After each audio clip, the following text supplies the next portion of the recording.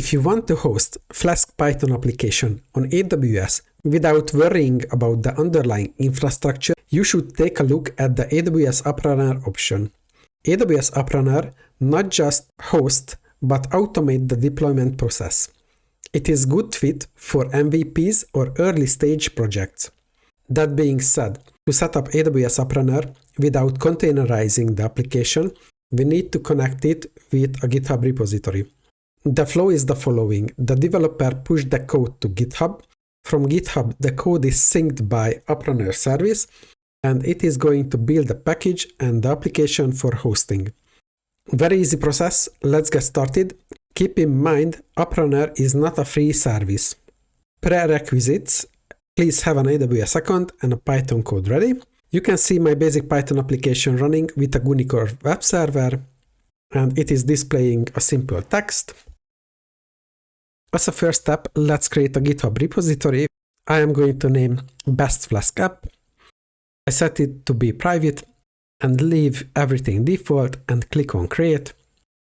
Select the first option, create a new repository from command line.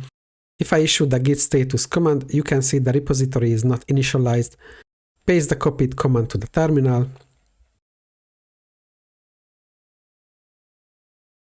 You also need to create a .gitignore file to ignore the PyCache and the virtual env folders.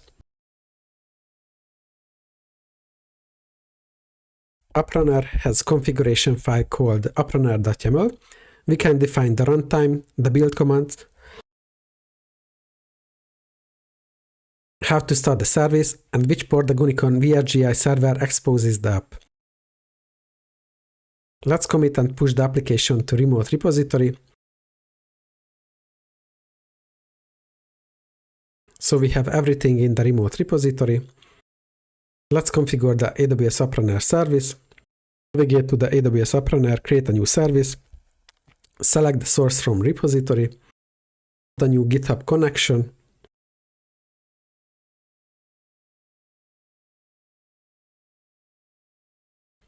Name the connection. Install another GitHub application.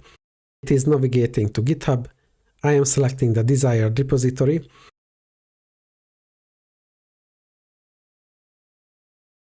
Click on Install, click on Next, and it is filling up the details for us.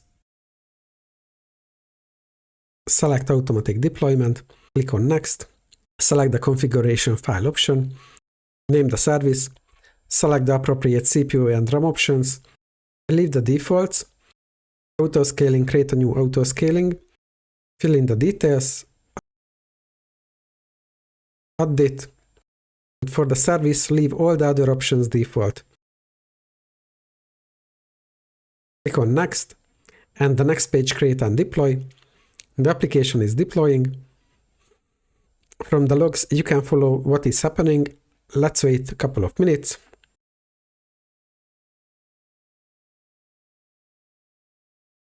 Okay, the application finished deploying.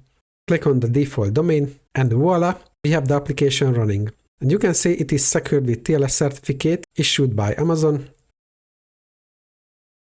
What I want to show you is if you make a change in the application and push it, it will trigger a new deployment as well. I have changed the front color to blue. Let's see how does it look like. Let's commit and push it to the main branch.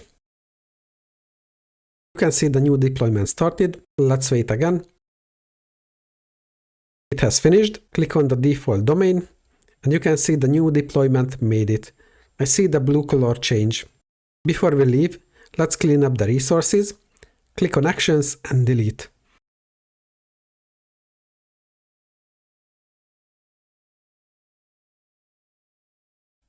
That was the lesson. Thank you for watching and see you in the next video.